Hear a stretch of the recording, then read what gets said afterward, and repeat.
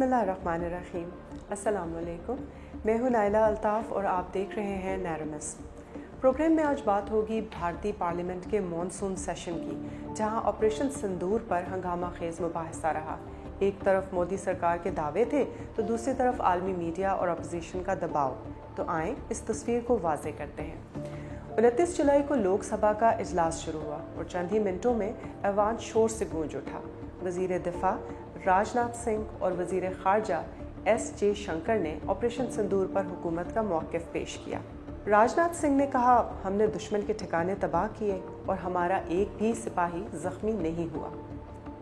وزیر اعظم مودی پہلے دن موجود نہیں تھے اور یہی بات اپوزیشن کو چبھ گئی۔ مودی جی نے بعد میں اپنے سوشل میڈیا ایکس پر وزیروں کی تقاریر کو خوب سراہا، لیکن پارلیمنٹ میں براہ راست موجودگی سے گریز کیا۔ انہوں نے لکھا، راج ناتھ جی نے ہماری افواج کی بہادری کو خوبصورتی سے بیان کیا۔ یہ ہندوستان کی سیکیورٹی اسٹیبلشمنٹ کی کامیابی ہے۔ لیکن حقیقت یہ ہے کہ اس دن صرف حکومت ہی نہیں بولی، اپوزیشن نے بھی تابڑ توڑ سوالات کیے۔ گورو گوگوئی، امریندر سنگھ، پریانکا گاندھی، چدمبرم، سب نے وہ سوالات اٹھائے جن کا مودی حکومت کے پاس بظاہر کوئی واضح جواب نہیں تھا۔ امریکی صدر ڈونلڈ ٹرمپ کا کہنا ہے کہ انہوں نے بھارت اور پاکستان کے درمیان جنگ بندی کروائی۔ یہ بات وہ اب تک 29 مرتبہ دہرا چکے ہیں۔ B B C, CNN، Washington Post سبھی نے پاک فضائیہ کے ہاتھوں بھارتی طیارے گرائے جانے اور امریکہ کی مدد سے جنگ بندی کی خبریں دیں، لیکن مودی حکومت مسلسل انکار پر قائم ہے۔ وزیر خارجہ جے شنکر کا دعویٰ تھا کہ مودی اور ٹرمپ کے درمیان 22 اپریل سے 17 جون تک کوئی بات چیت ہوئی ہی نہیں، لیکن پریانکا گاندھی نے فوراً نشاندہی کی کہ یہ وضاحت ادھوری ہے۔ یہ نہیں کہا گیا کہ امریکہ شامل نہیں تھا، بس اتنا کہا ہے کہ مودی نے بات نہیں کی۔ راہل گاندھی نے دو ٹوک انداز میں کہا، اگر مودی جی سچ بول رہے ہیں تو پارلیمان میں کھڑے ہو کر یہ کہہ دیں کہ امریکی صدر جھوٹ بول رہا ہے، اور اگر وہ ایسا کہہ سکتے ہیں تو ہم بھی یقین کر لیں گے۔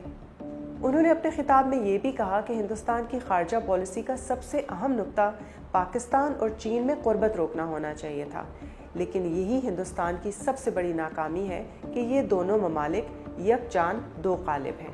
مودی نے راہل کے دعوے کو اپنے خطاب میں مسترد کر دیا۔ انہوں نے کہا، کوئی عالمی لیڈر بھارت سے آپریشن ختم کرنے کا نہیں کہہ رہا تھا۔ مودی جی واضح طور پر اریٹیٹڈ نظر آ رہے تھے اور اپنی تقریر میں انہوں نے طنز اور طعنے بازی کا بھرپور استعمال کیا۔ مودی نے کانگریس کو تنقید کا نشانہ بناتے ہوئے یہ بھی کہا کہ وہ پاکستانی بیانیہ دہراتے ہیں، کارکردگی کی کمزوری کے باوجود ملک دشمن بیانیے کو پھیلاتے ہیں۔ گورو گوگوئی کے مطابق یہ جواب کچھ جمع نہیں۔ انہوں نے کہا، ہم نے مودی جی کا ساتھ دیا، مگر پھر اچانک جنگ بندی کیوں؟ اگر دشمن جھک رہا تھا تو آپ رکے کیوں؟ جنگی طیاروں کے نقصان بارے بھی بہت لے دے رہی۔ امرتسر سے رکن پارلیمان گرجیت سنگھ اوجلا کا طنز سب پر بھاری رہا۔ اگر واقعی ایک بھی طیارہ نہیں گرا تو 35 رافیل کی پریڈ کروا لی جائے، جبکہ راجہ امریندر سنگھ نے تو ایوان میں رافیل کا ٹوٹا ہوا ٹیل بھی دکھا دیا۔ وزیر دفاع راج ناتھ سنگھ نے جواب میں کہا کہ فوج نے اپنا ہدف حاصل کر لیا ہے، امتحان میں نتیجہ اہمیت رکھتا ہے، پین یا پینسل ٹوٹنے کی فکر نہیں کرنی چاہیے۔ مگر اس جواب سے کسی کی تسلی نہیں ہوئی، یہاں تک کہ ہندوستانی میڈیا، جسے گودی میڈیا بھی کہا جاتا ہے، وہ خود بھی اس جواب کو ڈیفینڈ نہیں کر پایا۔ جب حکومت چاکلیٹ کو ثبوت بنا دے اور ہر تنقید کو ملک دشمنی کہہ کے نظر انداز کر دے تو سمجھ جانا چاہیے کہ بیانیہ کمزور ہو چکا ہے۔ لوک سبھا میں کشمیری نمائندے بھی موجود تھے۔ نیشنل کانفرنس سے آغا روح اللہ اور جیل سے الیکشن جیتنے والے انجینئر رشید۔ آغا روح اللہ نے پہلگام حملے پر انٹیلیجنس کی ناکامی کو اپنی تقریر میں اجاگر کیا، جبکہ انجینئر رشید نے سوال اٹھایا کہ آپریشن مہادیو اور سندور دراصل پردہ پوشی کے ہتھ کنڈے تو نہیں ہیں۔ انہوں نے یہ بھی کہا کہ ایسا محسوس ہوتا ہے کہ ہندوستان کو کشمیری نہیں، کشمیر چاہیے۔ البتہ ایک خاص بات یہ بھی تھی کہ کانگریس کے رہنما ششی تھرور، جنہیں بھارتی حکومت نے آپریشن سندور کے دوران عالمی رائے عامہ کو ہموار کرنے کے لیے بھیجے گئے گروپ کی نمائندگی دی تھی، وہ کانگریس کی طرف سے بنائی گئی لسٹ میں موجود ہی نہیں تھے۔ ان کی غیر موجودگی نے سیاسی حلقوں میں چہمگوئیاں پیدا کی ہیں۔ کانگریس کے اندرونی اختلافات اور تھرور کے ساتھ بڑھتے ہوئے فاصلے کی خبریں بھی اس پس منظر کو مزید معنی خیز بناتی ہیں۔ ہندوستان کی لوک سبھا میں آپریشن سندور پر ہونے والی بحث ہمیں یہ باور کرواتی ہے کہ وہاں جمہوری روایات ابھی بھی زندہ ہیں۔ قومی سلامتی جیسے حساس معاملات پر بھی پارلیمان میں کھل کر سوالات پوچھے گئے، سخت باتیں ہوئیں اور متبادل موقف سنا گیا۔ یہ بھی کسی جمہوریت کے لیے ایک مثبت علامت ہے۔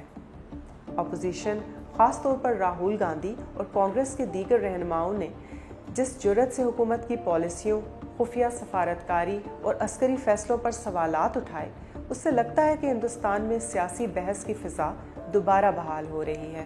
جمہوریت میں آوازیں دبانے کے بجائے ان کا جواب دینا پڑتا ہے، اور اس بار حکومت کو کھڑے ہو کر جواب دینا پڑا۔ دوسری طرف یہ بھی محسوس ہوتا ہے کہ حقیقی اکاؤنٹیبلٹی ابھی بھی ایک کمزور پہلو ہے۔ پہلگام حملے کے سلسلے میں، جسے واضح طور پر سیکیورٹی لیپس مانا جاتا ہے، بین الاقوامی تجزیہ کار، بھارتی فوج کے سابق افسران اور یہاں تک کہ خود حکومتی اتحادیوں نے بھی اس پر تشویش کا اظہار کیا ہے، مگر حکومت نے اس پر کوئی واضح ذمہ داری ہرگز قبول نہیں کی۔ ایک اور اہم مشاہدہ یہ بھی ہے کہ اس پارلیمانی سیشن میں کانگریس ایک مؤثر اپوزیشن کے طور پر ابھری ہے۔ راہل گاندھی کا لب و لہجہ، چدمبرم اور گورو گوگوئی جیسے لیڈروں کی تقاریر، یہ سب اس بات کا اشارہ ہے کہ کانگریس اب صرف ایک اعتراض کرنے والی جماعت نہیں رہی، بلکہ ایک متبادل سیاسی بیانیہ بھی پیش کر رہی ہے۔ ایسا معلوم ہوتا ہے کہ 2019 سے لے کر 2024 تک کانگریس جو ایک کمزور حالت میں پارلیمان میں موجود رہی ہے، وہ اب کم بیک کی حالت میں آ گئی ہے۔ کچھ برس قبل تک نریندر مودی کو ایک ناقابل تنقید لیڈر کی حیثیت حاصل تھی، ایک ایسا کرشمہ رکھنے والا رہنما جس پر سوال اٹھانا بھی گویا ملک دشمنی سمجھا جاتا تھا، مگر اب ان پر بین الاقوامی سطح پر بھی اعتراضات ہو رہے ہیں اور ملک کے اندر بھی سنجیدہ حلقے ان کی پالیسیوں پر سوالات اٹھا رہے ہیں۔ یہاں تک کہ خود RSS میں بھی ان کی شخصیت کو لے کر تنازع دکھائی دیتے ہیں۔ تو کیا مودی جی کی شخصیت کا کرشمہ زوال پذیر ہے؟ کیا BJP اور بھارتی عوام ان کا متبادل تلاش کرنے کے بارے میں سوچ رہے ہیں؟ کیا ہم ایک نئے سیاسی مرحلے میں داخل ہو رہے ہیں جہاں مودی پر تنقید ممکن ہے؟ آپ کا خیال کیا ہے؟ کیا ہندوستان اب انتہا پسندی کی حکمرانی سے اکتا چکا ہے؟ کامنٹ سیکشن میں اپنی رائے سے ضرور آگاہ کیجیے، اور اگلے پروگرام تک اپنا خیال رکھیے۔ اللہ حافظ۔